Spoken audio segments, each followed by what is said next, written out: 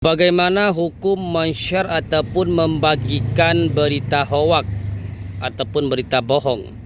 Assalamualaikum warahmatullahi wabarakatuh. Jumpa lagi dengan saya di channel Tunku Muhibbuddin. Pada kesempatan ini saya ingin menjelaskan bagaimana hukum men-share ataupun membagikan berita hoax. Coba disimak sampai habis, semoga video ini bisa bermanfaat. Pertanyaannya, bagaimana hukum men-share ataupun membagikan berita hoax tanpa menganalisis kebenarannya terlebih dahulu?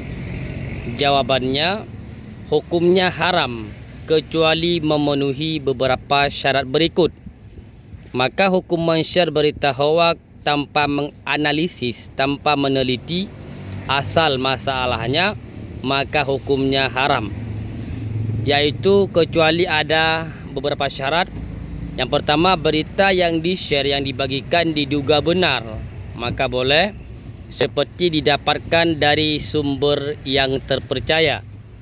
Yang kedua, tidak berisi konten yang dilarang agama, seperti konten yang mengunjing, konten yang mengadu domba, konten yang ujaran kebencian dan lain-lain. Itu tidak boleh dan tidak menimbulkan keresahan masyarakat. Maka kalau tiga hal perkara ini ada, maka ini boleh men-share berita tersebut. Catatannya, jika berita yang di-share masih diragukan kebenarannya, maka boleh langsung menyebarkannya dengan syarat menyertakan sumber asal berita tersebut sepanjang tidak berisi konten yang diharamkan serta tidak menimbulkan keresahan masyarakat.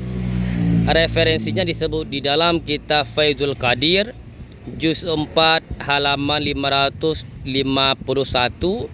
yaitu matanya, kafa bil mar'i isman ayyuhaddisa bi kulli ma yasma'u.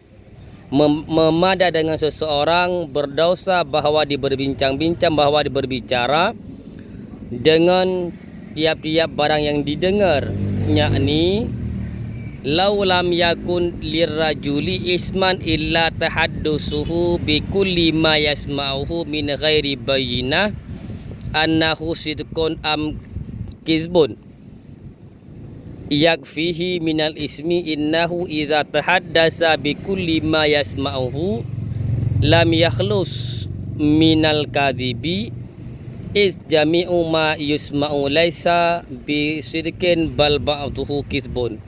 Coba disimak.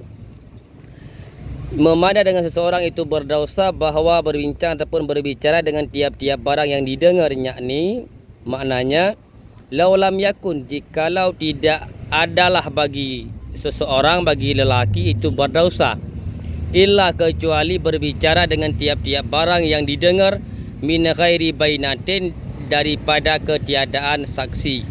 Saksi bahwa sungguhnya saksi itu membenarkan, adapun itu hal yang sulit, hal yang bohong, yakfihi, maka berdosa ia. Illa innahu, kenapa innahu, karena bahwa sungguhnya idza tahaddasa bikulli, apabila berbicara dengan tiap-tiap barang yang didengar yang tidak jelas daripada sulit dan juga benar, jami'u ma yusma'u laisa bisidqin, karena sekalian barang yang didengar itu tidak dengan kebenaran, bahkan ada sebagiannya yang sulit ataupun yang bohong.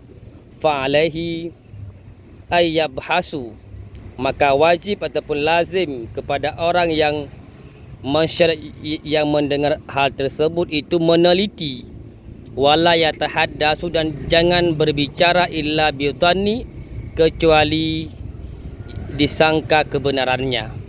Maka jika disangka kebohongan malah di-share hal tersebut, maka hukumnya haram, walaupun wa in syakka, sekalipun ragu.